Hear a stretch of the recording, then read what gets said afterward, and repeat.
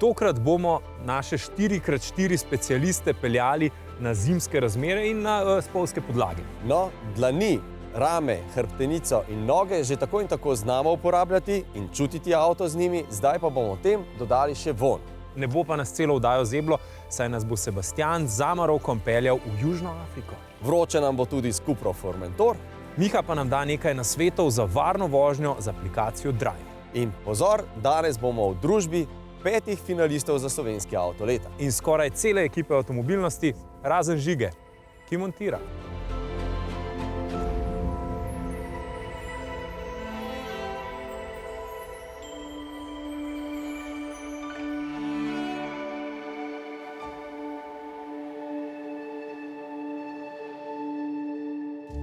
Pozdravljeni avtomobilnosti. V tokratni oddaji se posvetimo iskanju najboljšega oprijema na hitro spremenjajoči se podlagi. In letošnja mila in tudi hitro se spremenjajoča se zima ne bi mogla ponuditi boljše pogoje za take vrste trening. No, ampak preden gremo na oprijem in na vsa čutila, ki jih bomo uporabljali pri tej vožnji, pa moramo omeniti tudi še naše današnje spremljevalce. 5 jih je in gledali jih bomo čez celotno oddajo. Govorimo o finalistih izbora za slovenski avto leta. Ampak kot rečeno, najprej gremo v družbo voznikov z izjemno pomembnimi sopotniki. Danes smo torej v prav posebni družbi, v družbi enote reševalnih psov Slovenije. In pred enim prav zanimivim testom, pravzaprav bo hibrid med testom in treningom. Testirani bomo Jeepa Wranglerja, tokrat prvič v zgodovini tudi v priključno hibridni tehnologiji, in pravzaprav bo to tudi preizkus in test vozniških tehnik, kako voziti tako, da prideš na cilj čim hitreje, predvsem pa varno in udobno, da bojo kužki na cilj prišli tako spočiti, da bodo takoj lahko začeli s svojim delom. Tokratni test sva pripravila skupaj z našim hišnim specialistom za terensko vožnjo Janezom Maroltom. Pri tem pa sva šla takoj v bistvo varne vožnje, in to je predvidevanje. Ter hkrati dodala, da je lahko zanašanje zgolj na predvidevanje odlična podlaga za napačne odločitve. V osebnih avtih je pa fajn, da imam še za eno pest plača do stropa. Poglejmo, kakšna je razlika med gorskimi reševalci in enoto reševalnih psov. Bistvena razlika je, da oni delajo na slabšem terenu, pa da večinoma gorski reševalci rešujejo življenja, kar pomeni, nekomu se nekaj zgodi, pokliče na pomoč, ga pridejo rešati, poiskati. Pri nas pa, ko nekoga pogrešajo, nas pokličajo in pa ne rabimo izhodišče, kje je bila oseba zadnjič videna, pa kakšno idejo, kam bi se ta oseba lahko premikala, ker drugače to za nas pomeni, če je nekdo pogrešan 3 ure, se ga išče lahko v območju 360 stopinj od tam, kjer je bil zadnjič viden, pa če 3 ure nazaj, pa hod 3 km na uro, je to radius 9 km, kar je pa praktično nemogoče pokriti, pa tudi s časom se radi samo veča. Tako da to je po moje bistvena razlika, da mi iščemo pogrešane osebe, GRS pa rešuje. Zato je še kako pomembno, da lahko s svojimi pasjimi pomočniki pridejo čim bližje idealni izhodiščni točki iskanja. Do tja je pogosto treba priti tudi po težje prevoznih kolovozih, ker je oprijem pnevmatik povsem drugačen kot na asfaltu. Gume za blato MT oznaka pomeni, da so namenjene nekje 10% cestne vožnje, pa 90% terenske vožnje. Dočim te gume, ko imajo pa v HT oznako, so pa ravno obratno. Te so pa namenjene 10% terena, pa 90% asfalta. Tudi sam profil, vidimo, sta dokaj različna, ta je bolj grob, zato da se blato čisti ven, ta je pa malo bolj lamel, malo bolj odprt, bolj namenjen res cesti. Kot že večkrat na naših testih je tudi tokrat stekla debata o tem, ali so športni terenci bolj ali manj varni od klasičnih osebnih avtomobilov z nižje postavljenim težiščem. V prometnih nesrečah, da imajo te športni terenci, ker pač imajo višje težišče, nam dajo sicer malo lažen občutek varnosti, ker dejansko so pa bolj nevarni. V nekem trku, v nekem karambolu se bolj pogosto prevrnejo zaradi višjega težišča. Širša guma pomeni, da se bo na kakšno snegu, na kakšno slabi cesti, ker ima slab oprijem, bo še daljša zavorna pot. Ogromno ljudi je prepričanih, ja, 4x4 se pa naravi imeti tako dobrih zimskih gum, se to gre, problem se je postavil. Vedno je problem te zadeve ustavljati. Nikoli ni tak problem speljati. Speleš kar nekako, že tudi, če imaš malo slabše gume, ampak ustaviš se pa ne. Spoznajmo naše tokratne voznike, njihovo delo, njihove pomočnike in seveda, kako so se obnesli na tokratnem testu. No, ti naši psi zaznajo katerikoli vonj človeka, tako da dejansko tečejo po gozdu, po naravi in v bistvu čim zaznajo vonj človeka, ki ni eden od skupine, ki išče, se pravi nek dodaten vonj, gredo za tem vonjem, se ustavijo pred to pogrešano osebo, sploh se pravi učimo jih, da če je oseba negibna, če je taka, ki je pomoči potrebna, se tam ustavi pes in pes z lajanjem nakaže to osebo, tako da vodnik ve, da je to osebo našel in lahko seveda to osebo gremo do nje in ji pomagamo. V avtomobilnosti smo o varnem prevozu psov že govorili, prav tako tudi o tem, kako za različno velike pse izbrati pravo velikost kletke. Opozorilo strokovnjaka pa velja vseeno ponoviti. Najprimernejši prevoz psa je v prtljažniku, v kletki za prevoz psa, ki je primerno pritrjena in primerno velika za psa. Nismo v prekršku, če psa tudi z oprsnico pripnemo na varnostni pas in ga vozimo na zadnjih sedežih, kar je po našem občutku bolj humano, ampak pes je pri tem veliko manj varen v primeru trka. Kakršenkoli drug prevoz psa, naprimer pod sedežem, med sedeži in pa, kot lahko celo vidimo, na sedežih, celo v naročju voznika, prevažajo malše pse, tega se moramo zavedati, da dejansko je to izjemno nevarno. Slog vožnje pa način vožnje je zelo pomemben, da je psu udoben. Se pravi, če sunkovito vozimo, to isto kot varna vožnja. Vse, kar je načela varne pa varčne vožnje, so dobre za prevoz psa. Je pa tudi zelo pomemben, da če psa veliko vozimo, oziroma tudi če ga malo vozimo, da ga nekam pripeljamo, da se mu tam nekaj dobrega zgodi. Se pravi, psa napeljamo samo k veterinarju, ampak ga vozimo na sprehode, ga vozimo nekaj delati, ker vsi psi radi nekaj delajo, pač sam treba najti, kaj jim paše. Ker s tem pride do tega, da jim je res luštno v avto, ker ko gremo v avto, bo nekaj se dogaja, nekaj, kar se doma ne more nikoli. A pri teh psih igra ni samo učenje. Zanje je tudi delo igra. On takrat, ko gremo mi na iskalno akcijo, psi vejo, da se gre za res. Zato, ker se mi obnašamo drugače, zato, ker se mi počutimo drugače. In dejansko takrat še bolj za res delajo, iščejo. Ampak oni pričakujejo, ko bom našel tisto osebo, bom jaz ful nagrajen in to je to.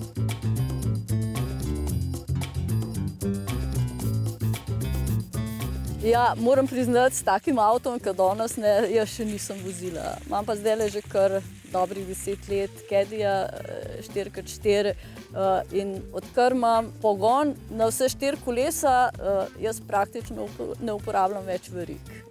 Zakaj se človek odloči za tako delo? Zato, da daš v družbi nekaj dobrega nazaj, ker pač jaz imam malo izkušenj. In s tem, kako je, če nekdo izgubi pogrešano osebo, pa se jo ne najde, pa tudi malo izkušenj s tem, če živiš s tem, da lahko je eno tvojih svojcev ali pa prijateljev nekdo, ki je potencial za pogrešano osebo, v bistvu lahko ful sodelujem s psom, pa še nekaj dobrega naredim pri tem. Ker se človek v življenju prej ali slej izgubi, tako ali drugače, pa je takrat pri sebi dobro imeti toplo osebo, psa in vselej dobro voljo. In te našim tokratnim sopotnikom nikoli ne zmanjka.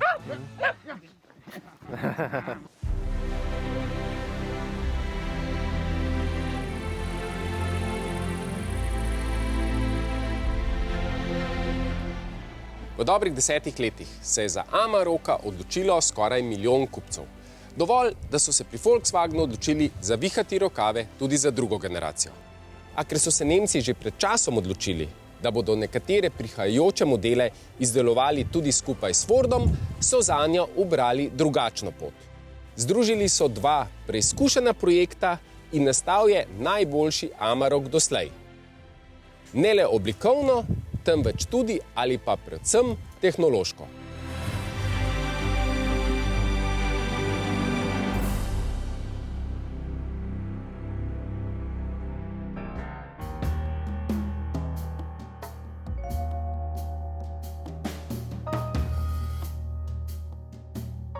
So it was exactly our goal that we would like to take the best from the old car and to improve it for the next generation. So what we have done was really to have a look what is the real need of the customers and where we should improve. So it means we really, first of all, what we have improved was ARJA's safety system. So what we are offering now is more than 25 safety systems, which 20 out of these are fully new and the first time in the Amarok. We improved the digitalization of the cockpit. So now we are offering the 8 and the 12-inch digital cockpit and the touch screen, which is also between 10 and 12 inches. As well, the highly equipped materials are there with the stitching, with the seating. So we really improved on all sides and interior, exterior, that now we are really on the latest level. Počutje v notranjosti je zares dobro. Navsezadnje se predvsem v Evropi kupci za Amaroka odločijo tudi kar tako, ker jim je preprosto všeč in ga ne potrebujejo le kot delovni stroj. Že takoj, ko sedeš v novega Amaroka, ti ta da vedeti, da je bil narejen tudi zato, da se potniki v njem počutijo dobro in varno.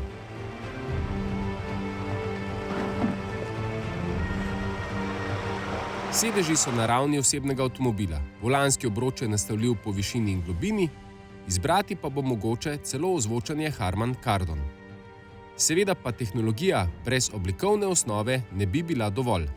Četudi je bila narejena vzajemno, je v novincu mogoče prepoznati oblikovni pečat prejšnjega Amaroka.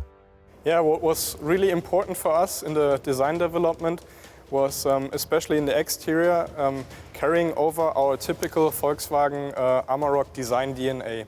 And one highlight feature for this is our typical Amarok line that starts in the rear window, goes down below the windows and continues all the way to the front of the car till the bonnet. Novi Amarok bo v Evropi na voljo z dvojno kabino in dizelskimi motorji.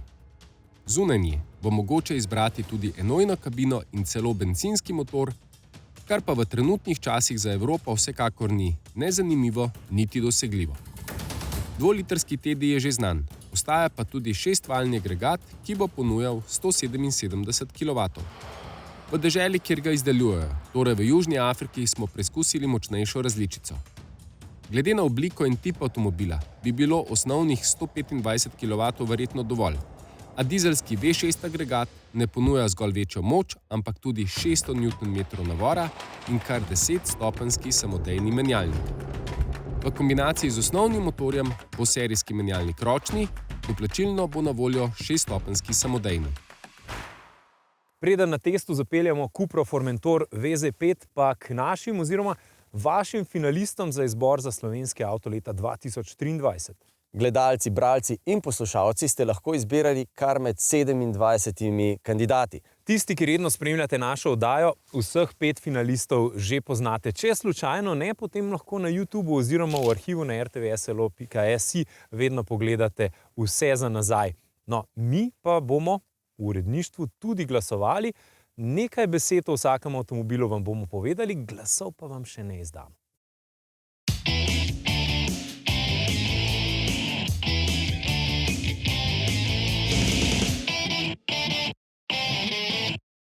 Ta petka v oznaki VZ5 pomeni petvaljnik. No, pridite, poglejmo ga.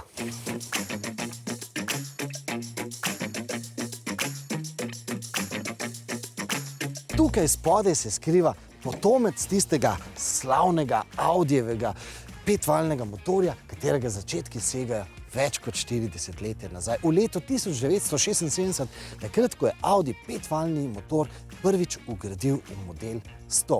In takrat je bila ideja, da preprosto štirivaljnemu motorju dodajo še en val, zato da dobijo nekaj več moči, pa da hkrati ne preveč povišajo porabo goriva. Ampak poraba goriva zagotovo ni bila tista bistvena postavka pri razvoju tega motorja. Namreč nekaj let po tistem so petvaljni motor vgradili tudi v model Quattro. Seveda tisti slavni Audi Quattro, tisti Turbo Quattro, tisti Rally Quattro.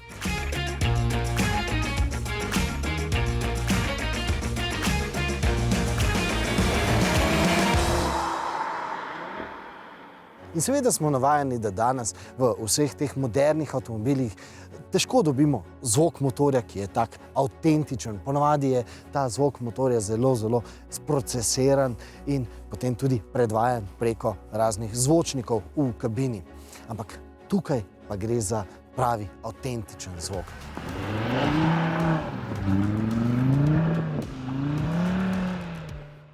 Ta avtomobil nima prijetnega, strastnega zvoka samo takrat, kadar na polno rohni. Zelo prijeten zvok ima tudi takrat, ko se lepo počasi, umirjeno pelje. Takrat kar nekako malce tako prijetno zagrgra. Ampak to grgranje poslušajo samo tisti, ki avtomobil gledajo od zunaj. Tudi jaz v kabini bi rad te zadeve poslušal, zato bi bilo fajn, če bi nam recimo spustili še kakšno, odprli še eno loputo, da bi to slišali tudi v kabini. Ampak seveda, saj razumem, tukaj gre za pravo stvar, ne za ponaredek.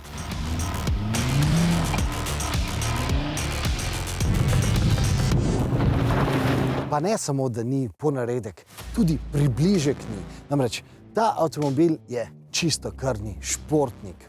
Vse smo si obetali, da bo ta avtomobil lepil na sedež, ta avtomobil do 100 km pospešil, komaj 4,2 sekunde, pa seveda skupno število tistih konjičev je 390. Se pravi, pričakovali smo, da bo ta avtomobil zelo hiter avtomobil. Ampak pri marsikaterem tem močnem športnem terencu smo potem dobili hitro pospeševanje po ravnem, potem pa, ko smo prišli v ovinek, je avtomobil hotel nekaj druga kot pa voznik. No, pri tem, glede na to, da je tudi terenski avtomobil, ne hendikepira s temi svojimi terenskimi lastnostmi, ne hendikepira športne vožnje. Avtomobil čutiš, veš točno, kaj se dogaja z njim, predvsem pa avtomobil uboga. Ko zapelješ v ovink, je avtomobil nekako povezan z voznikom. Ko smo pripravljali prispevek o aplikaciji Drive, smo imeli v mislih how-to video, se pravi, kako uporabljati samo aplikacijo, ampak potem smo pa ugotovili, da so uporabniki aplikacije Drive prevozili že več kot milijardo kilometrov. Težav torej s tem, kako uporabljati aplikacijo, ni. Odprlo pa se je ogromno novo polje zbranih podatkov, odličnih za raziskovanje.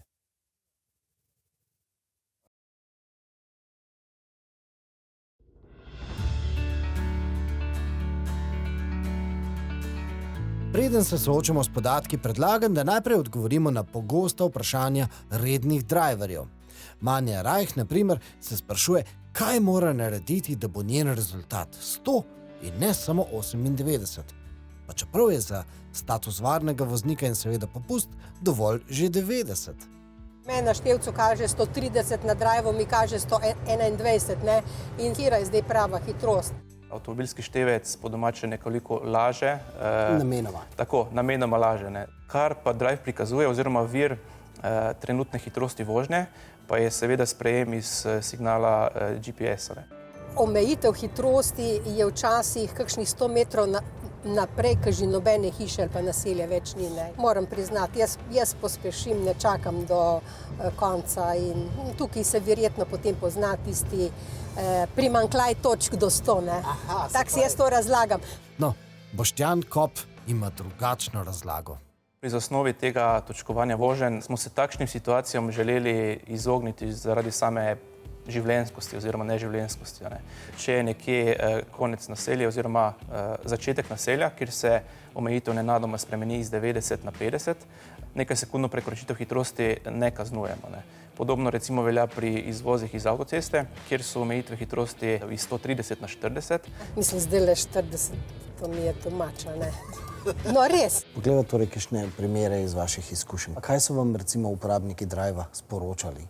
Aplikacija ima možnost, da uporabniki prijavijo napačno omejitev hitrosti. To funkcionalnost uporabniki s pridom izkoriščajo in vse te primere tudi mi potem z partnerjem preverimo in če se izkaže, da gre za upravičeno spremembo omejitve hitrosti, to tudi uredimo v podatkovni bazi. So pa tudi primeri, ko uporabniki morda napačno interpretirajo omejitev hitrosti. Ne. In en tak primer je v Ljubljani na odseku od krožišča Tomačevo pa do Črnuč. In uporabniki zamenjujejo tale znak, ki pomeni cesto rezervirano za motorna vozila, z znakom za hitro cesto. In na hitri cesti je omejitev dejansko 110, ampak v tem primeru pa je 90. Ne? Pravi, tukaj zagotovo prihaja do odbitka točk, koliko to pokvari rezultat skupen? Ena taka vožnja, ki v bistvu traja 2 km. Če gre recimo za vožnjo, v kateri je bila prekoračena hitrost časovno 90%, je ta ocena lahko zelo slaba, manj kot 40 recimo. Se pravi, če prav razumem, če je voznik v bistvu se peljal potem od križišča Tomačevega do Trzina prehitro, recimo 2 km, pa je prej prevozil celo Slovenijo, je to zelo majhen problemček. Če pa je vozil v bistvu potem samo od recimo, ne vem, Žal do Trzina, je pa to zelo velik problem. Tako, relativno, ampak celokupno ena taka krajša vožnja, če tudi recimo je ocenjena z oceno 60 ali še manj, ne vpliva preveč, če so vse ostale vožnje tekom tega meseca ocenjene 90 ali več. Ne? Preslabo poznavanje prometnih znakov je krivo tudi za rdeče pike pred šolo v Stražišču. Tukaj je lokalna osnovna šola in omejitev hitrosti v tem delu je 10 km/h, kar predstavlja tudi ta znak območje umirjenega prometa. Ne? Bolj umirjen promet bi si seveda zaslužila še kakšna slovenska šola. Tudi v okolici osnovne šole Besnica smo opazili, da kljub omejitvi 50 prihaja do povišanega števila prekoračitev hitrosti. Žal pa ti podatki za nekatere prihajajo prepozno. Za našo lastno analizo smo primerjali lokacije, kjer prihaja do pogostih prekoračitev hitrosti, z lokacijami, kjer so se v preteklosti že zgodile prometne nesreče. Ne? In to je recimo en tak, ne bom rekel lep primer, ker ni, ampak poveden primer v smislu podatkov, kjer vidimo, da je v preteklosti že prišlo do 2 oziroma v širši okolici še večjih prometnih nesreč in kjer še vedno prihaja do prekoračitev hitrosti. Ne? Letos so driverji postali tudi motoristi in že so pokazali potrebo po ukrepih. Na cesti med Postojnim in Razdrtim prihaja do naglih zaviranj ter pospeševanj. Najverjetneje lahko trdimo, da je prišlo do več situacij, kjer je nesreča bila preprečena v zadnjem momentu. Ne. In to lahko ponovno osvetli en tak nevaren odsek. Tukaj konkretno je nek uvoz oziroma izvoz do dvorišča. Morda tukaj kakšno ogledalo ali znižane hitrosti, to prepuščamo strokovnjakom, ne bi bilo odveč. Izvlečki iz vse te množice podatkov so lahko tudi zaušnica organom.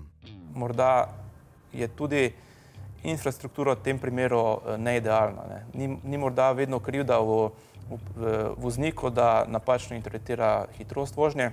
Se pravi, da to ni samo črna točka, ampak v bistvu rdeča točka. Točka, kjer je treba nujno nekaj narediti. Ja, morda že včeraj.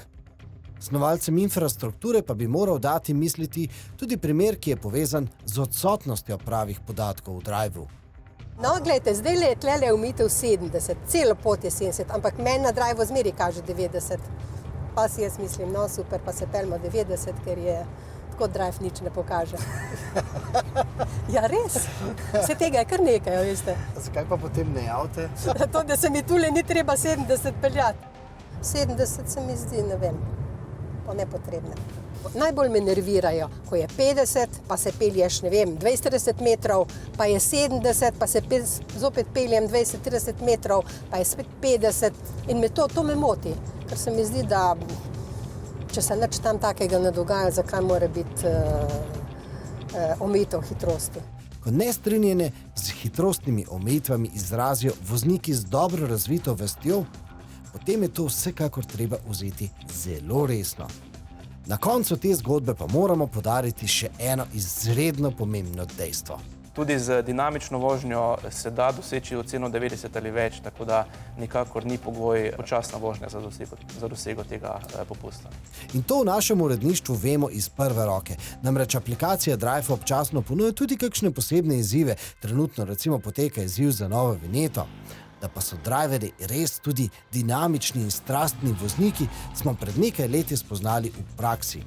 V družbi najbolj uspešnih slovenskih uporabnikov Drivea smo namreč driftali s Mustangi.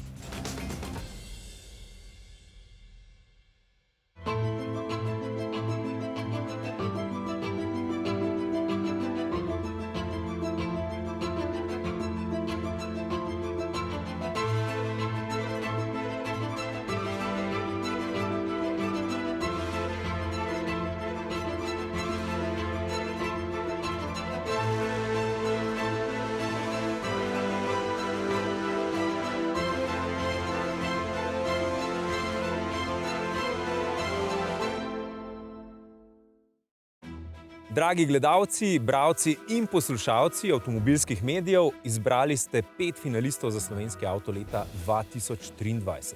Zdaj pa bomo vsi sodelujoči mediji pri izboru za slovenski avto leta izmed teh 5 izbrali zmagovalca. In največ točk v izboru za slovenski avto leta strani... Ne. Nismo še tam, tudi še nekaj časa ne bomo, kakor poznam uredništvo avtomobilnosti, se bo od konca te oddaje pa pozno v noč še debatiralo o tem, kateri izmed teh dobi največ glasov avtomobilnosti. Vsaj do torka. No, smo pa vseeno zbrali vseh teh 5 finalistov in za vsakega spesnili eno poved, ki ga najbolje opiše.